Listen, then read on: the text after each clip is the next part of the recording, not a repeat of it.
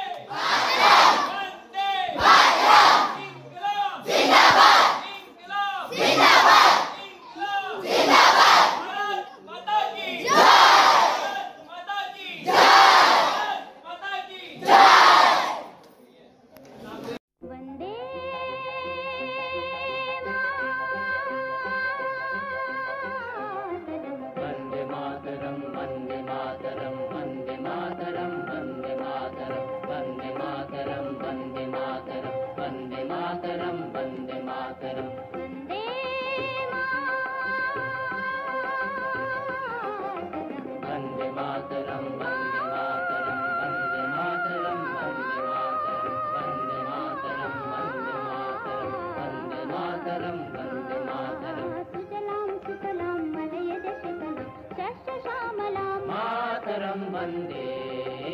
सुजलां सुफलां मलयज शीतलं शस्य श्यामलां